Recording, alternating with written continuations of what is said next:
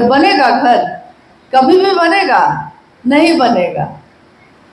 यानी इसके लिए हम करते हैं कर्म, काम करते हैं, और तब हमारे द्वारा किए हुए परिश्रम से, काम से एक दिन वो घर जो मेरी सोच में था, जो मेरी कल्पना में था, एक दिन मूर्त रूप होकर सामने आ जाता है, सामने दिखने लगता है। ठीक वैसे ही उस दिन साहब हरिंदरानंद जी ने अपने मन में एक संकल्प लिया, एक विचार, एक भाव, एक सपना उनकी आंखों में पला। एक ऐसा सपना कि एक दिन ऐसा आएगा जब घर का बच्चा बच्चा शिव को अपना गुरु बनाएगा। ये एक सपना है जो उनकी आंखों में उस दिन पला था। लेकिन आने वाले समय में उन्होंने इस ज्ञान को दूसरों में भी बांटा। उन दूसरों ने तीसरों में बांटा, उन तीसरों ने चौथे में बांटा। मतलब लोग बांटते ही चले गए, और एक दिन परिणाम ये है कि कोई गांव, कोई शहर का मोहल्ला वैसा नहीं है जहां शिव चर्चा की आवाज कानों तक नहीं आती हो। जैसे कोई काम जब बहुत विस्तार पाएगा, जब बहुत ज्यादा बढ़ जाएगा, तब उस काम में कुछ गंदगियां भी शामिल होने लगती हैं। ये दुनिया की रीत है, ये दुनिया का दस्तूर है कि शुरुआत तो बहुत पवित्र और शुद्ध मन से होता है, मोहब्बत से होता है, लेकिन जैसे ही जब थोड़ा बढ़ता है तो थोड़ा थोड़ा इसमें कुछ न कुछ दिमाग लगना शुरू हो जाता है। मामला दिल का है और लगने लगता है दिमाग। अब आप बताइए, आप में से कितने लोग ऐसे हैं जिन्होंने कभी भी माँ नीलमानंद जी से शरीर में मुलाकात की है? कभी भी माँ नीलमानंद जी से? अच्छा, आप हैं, और उधर राधा बनकर जी हैं। हाँ, यानी कि इस पूरे हॉल में दो व्यक्ति जिन्होंने हाथ उठाया कि माँ नीलमानंद जब शरीर में थी तो उन्होंने इनसे भेंट की है। हम लोगों को छोड़ के आप लोग की तरफ से जो है उसमें दो व्यक्ति हैं। अब आप बताइए कि इन दो व्यक्तियों पे कितनी बड़ी जिम्मेदारी है इस बात की कि अब उसके ऊपर है कि वो माँ नीलमानंद जी के बारे में दूसरों को जो बताएंगे वो क्या बताएंगे। अब इनके ऊपर है कि लोग अगर माँ नीलमानंद जी को जानेंगे तो किनके द्वारा जानेंगे? उनके द्वारा जिन्होंने कभी शरीर में रहते उनसे भेंट की है। तो ये आपको बताएंगे कि वो देखने में ऐसी थी, वो ऐसा बोलती थी, वो ऐसा करती थी, वो सिर्फ शिष्यों के लिए इस तरह से काम करती थी। नहीं, तभी हम जानेंगे ना, तभी आप जानिएगा ना, क्योंकि आपने तो अभी उनको देखा नहीं शरीर में। अब साहब हरिंदरानंद जी को सशरीर, मतलब शरीर में रहते हुए कितने लोग ऐसे हैं जो उनसे भेंट किए हैं? अच्छा, ज्यादातर लोग हैं, कुछ लोग होंगे जो नहीं मिल पाए होंगे, ज्यादातर लोगों ने भेंट की है, मिले हैं। अब बोलिए कि आप लोगों के ऊपर कितनी बड़ी जिम्मेदारी है इस बात की कि साहब हरिंदरानंद जी ये कौन है, ये क्या देने आए थे जगत में, और क्या चाहा है इन्होंने, अब नए आने वाले लोगों को आपको बताना है।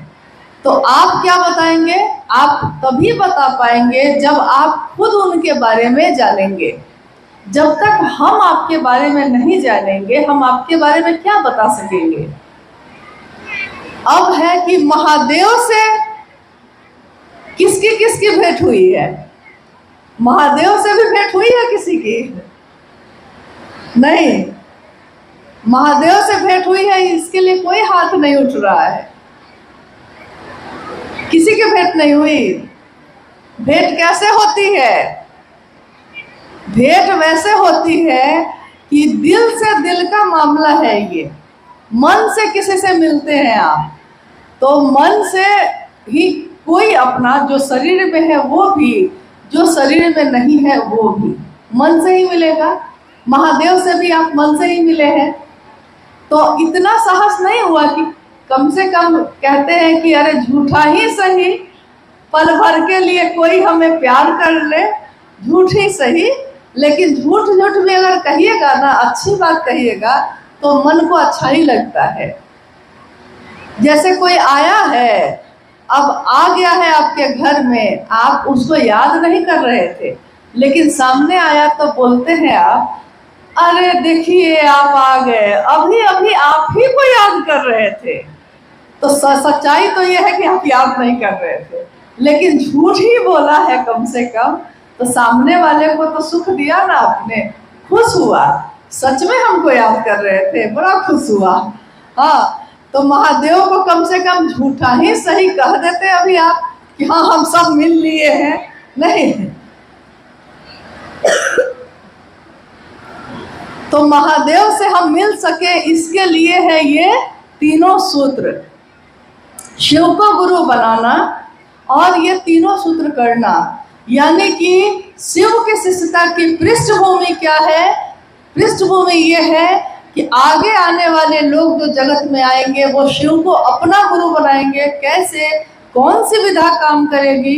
क्योंकि आप कह सकते हैं कि जब साहब हरिनानंद जी ने शिव को गुरु बनाया था तो उन्होंने 3 सूत्र किसी से नहीं पाया था। क्या उनके पास 3 सूत्र थे? क्या साहब हरिनानंद जी के पास सन 1974 में जब उन्होंने शिव को गुरु बनाया तो साहब हरिनानंद जी के पास 3 सूत्र थे? नहीं थे। लेकिन जिसके पास 3 सूत्र नहीं होगा और कोई बताया भी नहीं है, वो करेगा क्या? करेगा क्या? पहला सूत्र कहता है कि अपने गुरु शिव से दया मांगिए, मन ही मन। यहाँ भी मन से कहा गया, मन ही मन अपने गुरु शिव से दया मांगिए। तो हम मन ही मन महादेव से दया मांगते हैं। कोई शिव का शिष्य होगा और कोशिश करेगा और कोई काम नहीं होगा, फिर कोशिश करेगा, नहीं होगा, क्या करेगा तब? जब लाख कोशिश के बाद भी हमसे काम नहीं हो सकेगा तो मेरा मन जब हार जाएगा, थक जाएगा, तो हम क्या करेंगे? हम दया ही तो मांगेंगे, क्योंकि जब हमसे कुछ हो ही नहीं रहा है तो एक ही उपाय बचा ना कि हे महादेव आप हम पे दया करिए, अपने शिष्य पे दया करिए। तो जब तीनों सूत्र नहीं थे साहब के पास और उनका मन हर जगह से धोखा खा रहा था, ठोकर खा रहा था, तो एक दिन हार कर उनके मन में महादेव से यही पुकार लगाई थी, हे शिव आप मेरे गुरु हैं, मैं आपका शिष्य हूँ, मुझे शिष्य पर दया कर दीजिए। दूसरे सूत्र में हम शिव की चर्चा करते हैं। अब अभी अभी आपने सुना कि शिव की चर्चा, पूर्व में शिव की चर्चा का प्रचलन नहीं था, लेकिन शिव की कथा का प्रचलन था। जैसे राम कथा, कृष्ण कथा या शिव पुराण की कथा, ये सब तो प्रचलन हजारों साल से है। हर जगह गांव देहात में भी हम लोग के यहाँ होता था, नहीं होता था? शिव कथा कहा लेते हैं, पूजा रख लेते हैं। लेकिन शिव चर्चा ये शब्द जो है ये कब आया? जब शिव शिष्यता की व्याप्ति होने लगी, शिष्यता बढ़ने लगी, शिव की चर्चा का विस्तार होने लगा, तो साहब ने ये बात कही कि ये क्या है, ये जो बातचीत है आपस की, इसको क्या कहते हैं? इसको कहते हैं शिव चर्चा। अब साहब कहते हैं कि मेरे गुरु शिव ने इतना ही कहा था कि तुम जो करते हो दूसरे को करने को कहना। अब उन्होंने ये नहीं कहा था कि शिव की चर्चा करने में फोटो भी लगाना, प्रसाद भी चढ़ाना, नाच गाना भी करने लगना, नहीं, बाजा भी लगाइए लेना। ये सारी बात तो मेरे गुरु महादेव ने नहीं कही थी मुझको। उन्होंने तो कहा था कि हर व्यक्ति से बात करे, क्योंकि बात करने से ही सबसे ज्यादा सामने वाला आपकी बात को ग्रहण कर सकेगा, सुन सकेगा। बाजा लगाना गलत नहीं है, आपको जरूरत है बाजा लगाइए। तस्वीर या प्रसाद रखना गलत नहीं है, ये तो प्रचलन हजारों साल से आया है। लेकिन शिव चर्चाओं में जब आप जाते हैं 2 या 3 घंटे के लिए, और उसमें अगर हम ये सारे कर्मकांड करने लगेंगे तो 2 घंटे का समय है। अब उसी 2 घंटा में बारी बारी से सबको चर्चा भी करनी है। और मेरे महादेव का कैसे काम बढ़े इस पे भी बात करनी है। तो उसी 2 से 3 घंटे में ये सारे काम करने हैं। अगर आपके पास है ये चीज़ें आप तो कर लीजिएगा, लेकिन साहब हरिनानंद जी के पास तो बहुत सारी चीज़ें थी। डिप्टी कलेक्टर ही थे, उनकी पत्नी राजमणि नीलम आनंद राज परिवार की बेटी ही थी। अभी आपने सुना कि माँ नीलम आनंद जी का ननिहाल था मसनौडी, इसी कोडरमा जिले में, और काफी समृद्ध परिवार रहा है। तो किसी चीज की कमी थी क्या उनको? वो अगर शिव चर्चा कराते तो क्या क्या रखते वहां? अगर साहब और दीदी माँ शिव चर्चा का आयोजन करें तो उनको क्या क्या रखना चाहिए? उनके पास तो थी ना भाई, सब कुछ, सारी व्यवस्था थी ना। लेकिन उन्होंने कभी भी ऐसा नहीं किया। उन्होंने ऐसा किया जो गरीब से गरीब आदमी भी जिस काम को कर सकता हो। यानी राज परिवार की बेटी, डिप्टी कलेक्टर की पत्नी अखबार बिछाकर जमीन पर बैठी। क्यों? उनके लिए तो सोफा था, वो क्यों बैठी थी अखबार पे उस दिन? इसलिए बैठी क्योंकि अगर वो नीचे बैठेंगी तब नीचे घास पे बैठने वाले लोग, झोपड़ी में रहने वाले लोग तब उनकी बात सुनेंगे। इसके लिए आपको उनके स्तर पे बैठना होगा, आपको उनके स्तर पे जाके बात करनी होगी, तभी वो आपकी बात को सुनेंगे, तभी वो आपको अपना समझेंगे। और अगर आप कहेंगे कि नहीं ये सारी चीज़ें भी रखनी है, प्रसाद भी रखना है, फोटो भी रखना है, 500 का बाजा भी लगाना ही पड़ेगा तुमको, अगर बाध्यता होगी तो याद रखिएगा बहुत सारे लोग तो शिव चर्चा करेंगे, लेकिन बहुत सारे लोग इससे वंचित हो जाएंगे। और हमको आपको कोई ऐसा काम नहीं करना चाहिए जिससे कोई टूट जाए या कोई छूट जाए, क्योंकि साहब ने हमेशा कहा है कि कोई टूटे नहीं, कोई छूटे नहीं। न कोई टूटना चाहिए मेरी बात से, न कोई छूटना चाहिए। वो भले हमको छोड़ दे, लेकिन मैंने शिव को गुरु बनाया है तो मेरा ये कर्तव्य है कि मेरे तरफ से ये काम नहीं होना चाहिए। अब मैंने कहा कि ये संगोष्ठी है, तो आइए हम लोग कुछ जिज्ञासाओं पे बात करते हैं। एक सामान्य जिज्ञासा आई है बहुत गुरु बहनों के तरफ से, इस पर अभी बरखा दीदी बात भी की है। जिज्ञासा है कि दूसरे प्रकार के सत्संग में वहाँ के लोग नाचते और झूमते हुए, क्या दीदी शिव चर्चा में हम लोग भजन के क्रम में नाच और झूम सकते हैं कि नहीं? दीदी का इस पर वो भी है, लेकिन हम दीदी से पुनः निवेदन करेंगे। अच्छा। कि प्रश्न है यदि आप लोगों का कि दूसरे प्रकार के सत्संग में वहाँ के लोग नाचते और झूमते हैं, क्या शिव चर्चा में हम लोग नाच और झूम सकते हैं कि नहीं? दीदी से हम लोग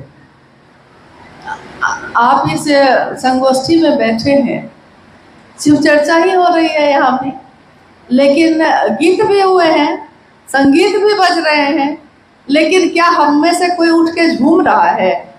कोई नृत्य कर रहा है क्या? लेकिन नृत्य कर रहा है मेरा मन, मेरा शरीर नहीं, क्योंकि मन तो आपका सही में तरंग में तो आएगा ही। मन को ही तो कोई चीज़ प्रभावित करती है, तरंग में आएगा, कोई गलत नहीं है। लेकिन नृत्य करने के लिए भी कोई जगह होनी चाहिए। अब मेरे बेटे का ब्याह जिस दिन होगा तो खूब नृत्य करेंगे हम, क्योंकि भाई वो तो घर का मामला होगा।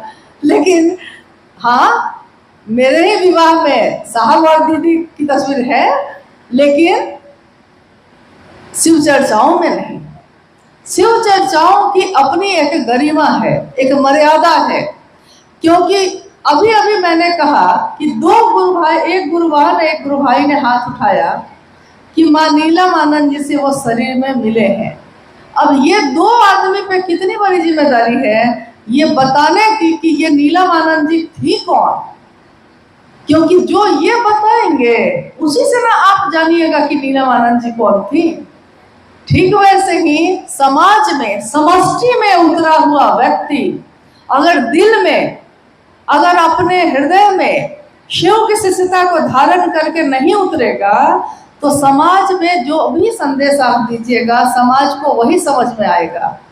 क्या शिव चर्चा नाच और गान है? है तो आप ही उत्तर दीजिए कि है।